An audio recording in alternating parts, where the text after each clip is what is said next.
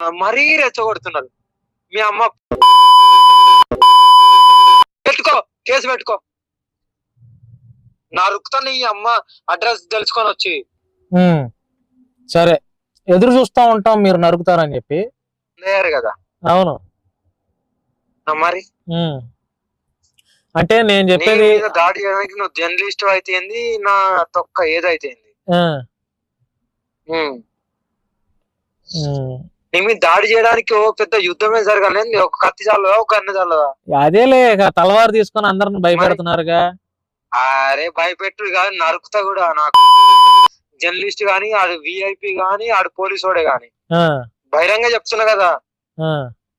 నా నెత్తి మీద చికెన్ కూడా లేరు. మరి సరే చూసుకోండి. నన్ను ఎందుకు ఇరిటేషన్ చేస్తారు? హ్యాపీగా ఉంచండి.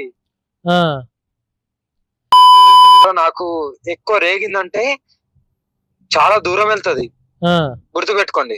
ఎవరైనా సరే తప్పు చేయను, తప్పు చేస్తా, నా తల నా మొండం వేరు నేనే చేసుకుంటా, మీ దాకా కూడా రానియను. కానీ చాలా దూరం వెళ్తా. అంటే ధర్మం ఒక చట్టం అనేది ఉంది భారతదేశంలో, భారతీయ రాజ్యాంగం చట్టం. నా విలువలేదు చట్టానికి. అది తప్పు మాట. అంబేద్కర్ అని నా కొడుకు తప్పు మాట రాసినట్టు వాని విలువలు తెలుసుకుంటున్నారు. అసలు చట్టం అంటే ఏంది, ధర్మం అధర్మం అయినప్పుడు నాలాంటి వాళ్ళు వస్తారు.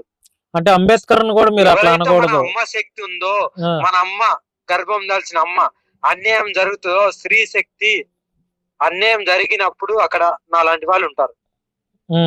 మనము సర్వసం అనుకొని మన దేవతలు, మన దేవుళ్ళు పూజించే గోమాత ఏదైతుందో అక్కడ అది అన్యాయం జరిగినప్పుడు, గోహత్య జరిగినప్పుడు నాలాంటి వాళ్ళు ఉంటారు.